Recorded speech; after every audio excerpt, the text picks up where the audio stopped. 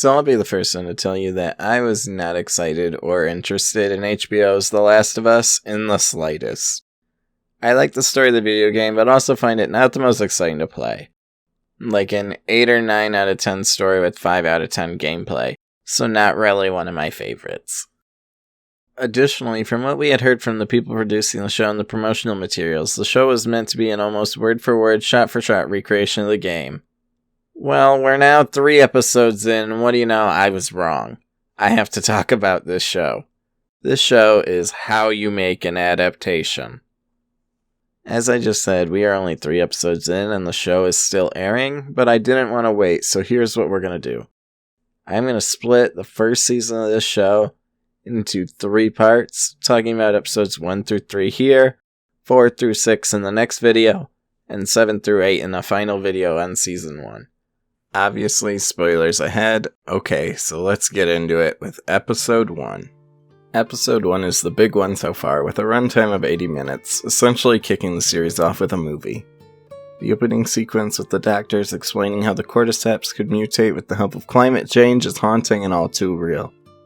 This episode benefits so much from not having to rush like a video game might. In a game, players don't want to sit through a 30-minute cutscene before getting into the action. Here, however, we can take our time and actually get to know Joel's daughter Sarah and see the world before it falls. We get to see Sarah go into the city, fix Joel's watch with his stolen cash, and get subtle hints throughout her day as the world begins to fall to the infection. Scenes like this one here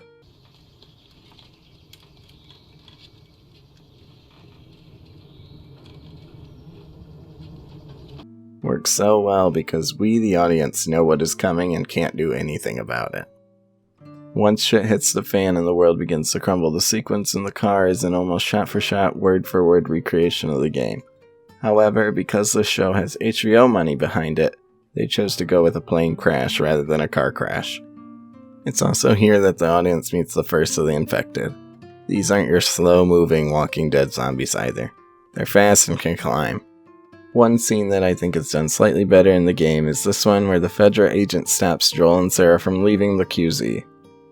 In the game, the soldier attempts to argue with his orders to shoot them both.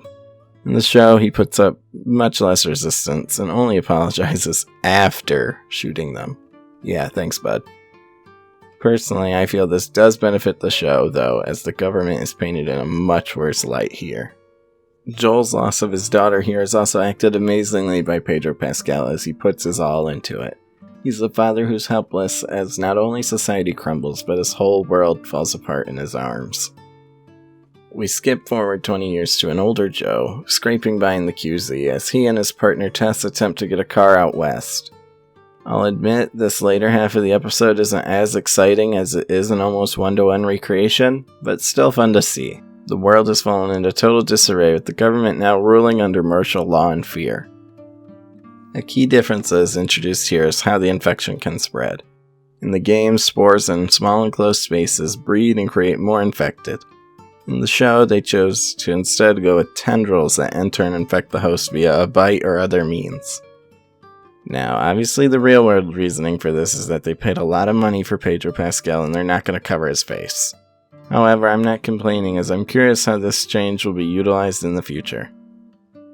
We also meet Ellie a lot earlier, seeing some of her time with Marlene, which is nice as their relationship isn't super fleshed out in the game.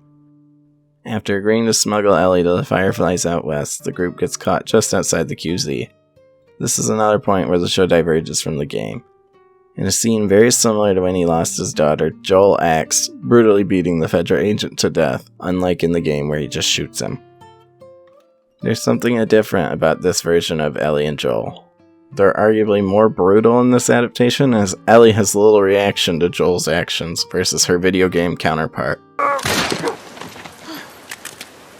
fuck!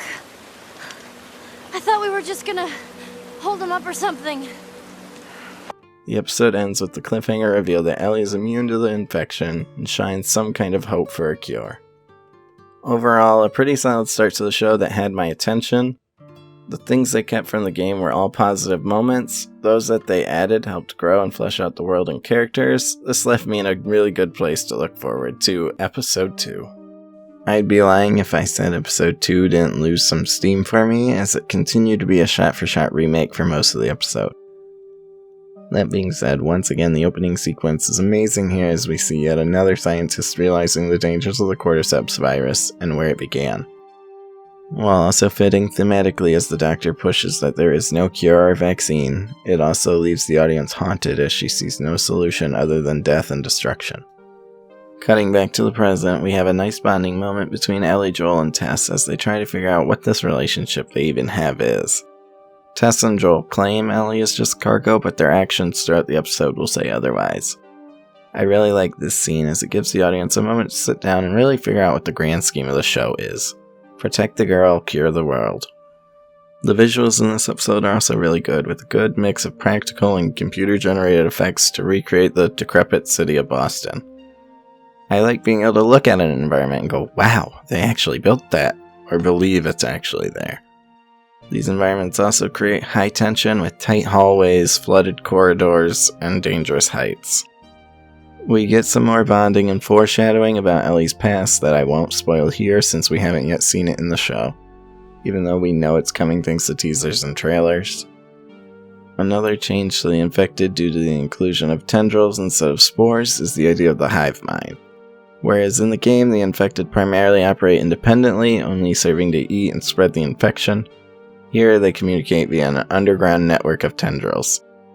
I actually like this change a lot, as I'm always a sucker for a good zombie horde sequence, which we'll see later in this episode. Of course, the big thing everyone is talking about from this episode are the clickers. Introduced as a stealth gameplay element in the series, this evolved form of the infected have grown to a point where they've lost their eyesight and rely on their hearing. While we aren't playing this sequence like the game, it doesn't make it any less tense. The TV show has a lot more to play with, such as camera angles or lighting that a game can't really utilize. On top of that, the clickers wouldn't be complete without their iconic sounds.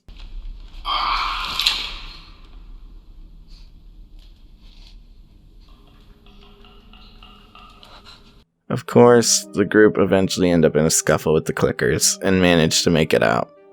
Once outside, Joel and Ellie share a shot-for-shot exchange as they take in the view. This moment might seem small, but it is pretty meaningful with just a subtle glance down at Joel's watch, the one given to him by his daughter. Like I said before, Ellie might be more than just cargo. Sadly, both Ellie and Tess end up getting bit. In the game, it's only Tess that ends up bit. I really like this change as it gives Tess some agency and provides her with the opportunity to prove Ellie's immunity to Joel.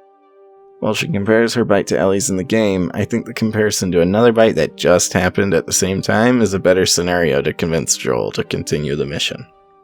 In the closing moments of the episode, the group activate the horde via those underground tendrils and have only minutes before they're surrounded. Knowing she's dead anyways, Tess elects to stay behind to hold off the horde. In the game, the whole hive mind idea isn't really a thing. Instead, the group is ambushed by Fedra soldiers during their rendezvous with the Fireflies. While in both scenarios, Tess does the whole "I'll hold them off and then dies" thing, I feel the show serves her sacrifice better. Here, she actually takes out a large amount of the infected with her as she blows the building with herself inside. Versus in the game, she's gunned down by Fedra, and then you still have to sneak past and fight them anyways. Her death this time isn't just a "I'll hold them off and then dies without holding them off" trope, like the game. This change to the status quo of the show also leaves the audience anticipated for episode 3. Okay, do I even need to say anything? You've all watched it. I don't know why you would be here if you haven't. This is the episode that wins the show the awards. You want to talk about changes for the better? Oh man. After the previous episode's ending, game fans were anticipating the debut of Bill, the game's resident doomsday prepper and badass. However, what we got was so much better. The episode opens with Joel and Ellie continuing their adventure out west. Stopping to grab some supplies Joel and Tess had stashed away. It's during these opening minutes that we get some interesting character moments from Ellie. Upon an encounter with the trapped infected, Ellie takes her time, cutting it open before killing it. This could be interpreted a few different ways. First is that she's curious about the infected, seeing as the quarantine zone school didn't teach much about them. Or that this version of Ellie may have a more hardened or darker side to her. Another nice moment with Ellie is when she and Joel come across the wreckage of a plane crash. Joel brushes it off, while Ellie, a child born after the fall, finds it fascinating that people actually used to go up into the sky. I really like seeing her reaction to something we take for granted on a daily basis. Flashing back to 2003 when the world fell, we get the real meat and potatoes of the episode. In the game, Bill's a hardcore doomsday prepper that doesn't take shit from anyone and protects his home. That is the Bill we see at the beginning of this episode. He's hiding in his underground bunker, watching as Fedra carts off his neighbors to the promise of safety. Over the years, he fortifies and grows comfortable in his new gated community. That is, until one of his traps has an unexpected visitor in it. It's here we meet Frank, primarily original character of the show. Frank does appear in the original game, however, it's just his corpse that's discovered by Bill and Joel. Additionally, it would seem from his suicide note that this version of Frank and Bill don't really get along. The show diverges from the game, actually building Frank into more than just Bill's hunting buddy or friend. After a home-cooked meal, the two share a tender moment by the piano, a very human moment. It's really great to see the show embrace Bill and Frank's romantic relationship that is only hinted at in the game and confirmed in a tweet. Though that magazine joke does make more sense now. Now, Ellie, that ain't for kids. Whoa! How the hell would he even walk around with that thing? Get rid of that. Look, hold your horses. I want to see what all the fuss is about. Oh, why are these all stuck together? I'm just fucking with you. The remainder of the episode is a journey through their relationship over the next 16 years as they grow old together and love one another. The relationship is very real, showing their conflicts and sacrifices for one another. They're not a perfect couple, and that's what makes them so easy to watch. Frank brings out the more civilized side of Bill, making him fix up the local shops and pushing for a community. It's thanks to Frank that the two meet Tess and Joel, creating a mutual understanding with one another and an opportunity for trade. While Tess and Frank hit it off as the two giddy friends, Joel and Frank are on edge with one another, but eventually understand one another as the survivalists they are. In a highlight from the episode, the happy couple shares a moment in their newly planted strawberry patch, a product from their trade route with Joel and Tess. Bill apologizes for growing old and not being able to keep up with Frank, to which Frank makes a comment about how he's just happy to grow old with Bill in this kind of situation. Bill admits his feelings to Frank, that he was never scared before meeting him. However, now he has something to lose. Fast forward to present day, and we see time has caught up to Frank. He's suffering from an illness that inhibits his gross motor functions and is slowly killing him. While he gets by thanks to the meds acquired from, I'm sure, a combination of Bill's prepping and Joel's trading, it's not a life he wishes to live. In a really tough scene, he asks Bill to give him one last good day before he uses his pills to pass away in his sleep. It is truly heartbreaking, but like I keep saying, an incredibly human moment. Together they made a life neither thought was possible. The two even have their own marriage ceremony to one another, which, thinking in the context of the show, is huge because the world fell in 2003, long before gay marriage was legalized in the entire United States. The two share one last meal together before Bill reveals both of their drinks were spiked with pills. Bill tells Frank that he was his purpose for going on and that he doesn't want to go on without him. He's lived a full life and he's ready for that next chapter. The two head off to bed where they pass peacefully in their sleep. This episode right here is what made me make this video. This episode is what sets the show apart from other post-apocalypse shows. This episode right here is how you make an adaptation. The creators could have very easily just copied the game, making Bill a badass who quips to Joel and smart-mouths Ellie, but instead they chose to focus on a different side of Bill. This version of Bill is miles better than the version in the game in my own opinion, and elevated the show to the next level. And to top it all off, there's still 10 minutes left of the episode. Joel and Ellie finally reach Bill and Frank's compound where they learn the two have passed. Bill has left a note for Joel, knowing he's the only other person who could get into the compound. I'm guessing you found this, Joel, because anyone else would have been electrocuted or blown up by one of my traps.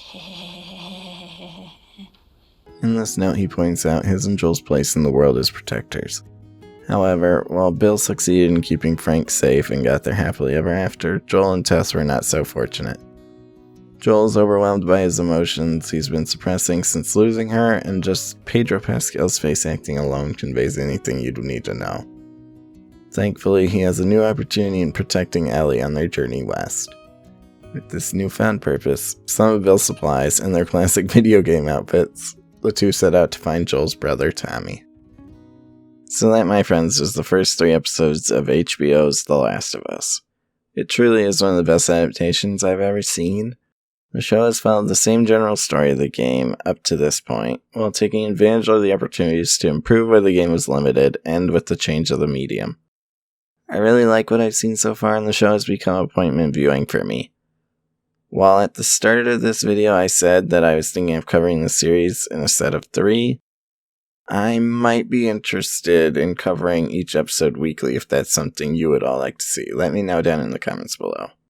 But besides that, thank you so much for watching this exploration in the first 3 episodes of HBO's The Last of Us with me.